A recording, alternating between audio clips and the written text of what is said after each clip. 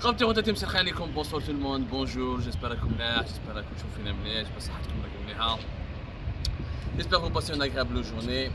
Voilà, aujourd'hui je voulais partager avec vous une analyse et vous inviter à une réflexion sur un rapprochement de l'Algérie avec un axe géopolitique qui s'est opéré sous nos yeux récemment et sur lequel nous n'avons pas consacré assez d'importance.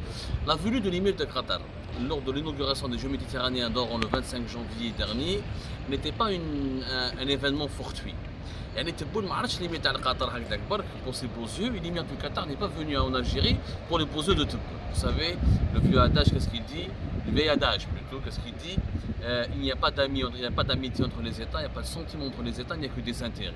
Si le Qatar a envoyé son émir en Algérie à Oran pour les Jeux méditerranéens d'Oran, pour la 19e édition des Jeux méditerranéens, c'est qu'il y a un message politique derrière.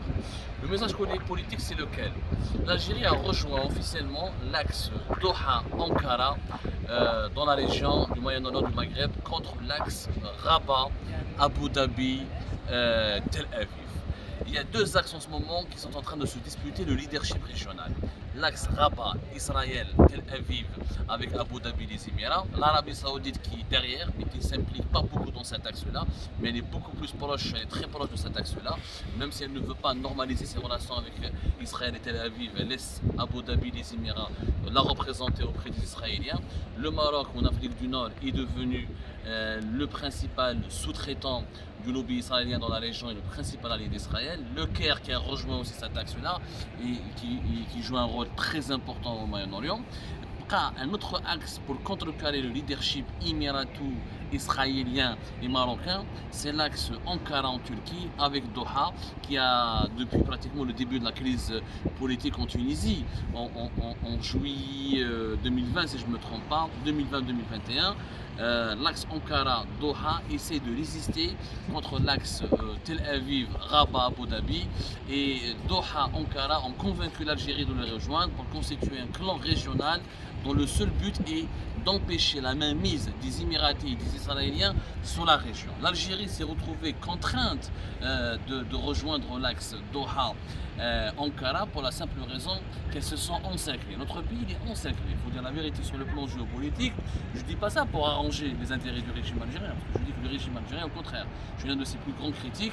J'estime que sa politique irrationnelle et des fois ces choix absurdes de 2019 jusqu'à aujourd'hui ont contribué à l'isolement géopolitique de notre pays. Et je vous mets aujourd'hui les dessous des cartes, pour rappeler une certaine émission sur Arte, et je vous les dessous des cartes actuellement. Je vous mets l'Algérie, est encerclée, le Maroc qui a fait une alliance solide et militaire avec Israël, la Libye dans laquelle les Émirats et les Saoudiens et les Égyptiens soutiennent Maréchal Haftar et même s'ils n'ont pas conquis le pouvoir totalement et à cause de la Turquie qui a bloqué ce projet en soutenant les clans de Tripoli, le Sahel qui est devenu un volcan dans lequel la Russie et la France se disputent, il y a une véritable guerre froide entre eux, le Qatar et les Émirats jouent aussi un rôle important, la Turquie essaie aussi de s'impliquer en Afrique subsaharienne. La Tunisie, qui est le théâtre d'une véritable guerre géopolitique et diplomatique menée par les Saoudiens et les Émiratis contre les Qataris et les Turcs, qui sont les soutiens de parti d'Ennahda, que le président tunisien voulait démanteler et chasser de la scène politique. Il y a un nouvel ordre régional dans lequel l'Algérie est de plus en plus isolée, de plus en plus encerclée. L'Algérie qui ne veut pas normaliser ses relations avec Israël, l'Algérie qui ne peut pas faire partie du clan où son adversaire le Maroc il occupe le rôle de figure majeure, a décidé donc de faire une alliance avec les Qataris et les Turcs, une alliance d'abord qui sera sécuritaire, une alliance qui sera économique, et vous allez voir que les Qataris vont essayer d'investir beaucoup en Algérie, vont aider beaucoup l'Algérie, parce qu'ils ne veulent pas que les Émiratis et les Saoudiens soutiennent les autres pays voisins, et là leurs intérêts sont totalement menacés.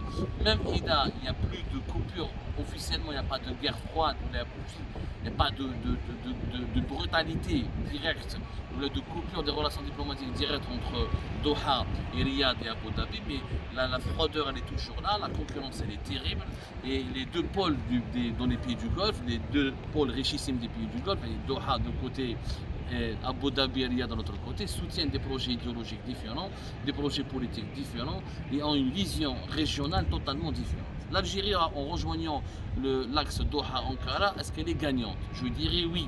elle est gagnante parce que ça lui permet d'avoir des alliés et de rompre un petit peu son isolement diplomatique. Qu'on le veuille ou non, la Turquie est une puissance régionale majeure et le Qatar est un acteur régional majeur. Les deux puissances ont de l'argent, ont de l'influence, ils peuvent soutenir l'Algérie lors d'une grave crise qui pourrait la menacer, notamment au niveau de ses frontières. Ceci dit, l'Algérie ne peut pas se contenter de ces alliances-là parce qu'en face, le clan, ce qu'on appelle le clan du Negev, le clan du Negev, parce que dans le désert du Negev, à la fin du mois de mars 2022, rappelez-vous le 27 et 28 mars, il y avait une grande rencontre régionale, le forum du Negev.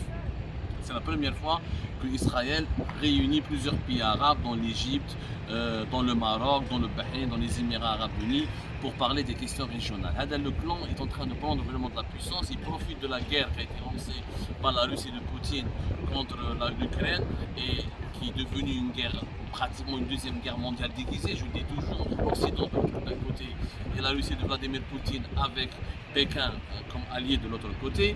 Ce clan des Émiratis, Israéliens, Marocains, Bahreïniens et Égyptiens profitent de cette situation pour renforcer ses rapports avec l'Occident, notamment avec les États-Unis d'Amérique, en espérant imposer sa mainmise sur la région. C'est un sujet très complexe que nous n'allons pas expliquer dans une seule émission, mais il est important de comprendre les nouveaux enjeux et il est important de comprendre que le Qatar est en train de miser sur l'Algérie récemment pour l'utiliser comme un cheval de Troie dans la région. C'est vraiment l'Algérie est en train de devenir le cheval de Troie de la Turquie et du Qatar pour empêcher que les Émiratis et les Israéliens dominent outrageusement le Maghreb. L'Algérie est une puissance, elle a le droit elle devrait être une puissance. Malheureusement, on est devenu un petit nain ces derniers temps et on a été réduit à chercher une alliance avec le Qatar, alors que normalement c'est le Qatar, le petit Qatar qui cherche la protection de la grande Algérie ou là qui cherche le soutien de la grande Algérie et pas le contraire. Mais surtout ça depuis 2019, nous payons les conséquences de la crise politique qui a ébranlé notre pays en 2019 et l'instabilité chronique qui était dans notre pays en 2019, même depuis la chute du régime de Bouteflika, ensuite la pandémie de la Covid-19 qui a ébranlé totalement notre économie. On est devenu de ce fait-là un pays faible. Et un pays faible est devenu une proie facile. Pour cesser d'être une proie facile, il faut qu'on retrouve notre prestige. Pour retrouver notre prestige, nous avons besoin de quoi? Nous avons besoin de bâtir une économie et de bâtir surtout des relations politiques basées sur l'intérêt commun. Merci beaucoup, prenez soin de vous.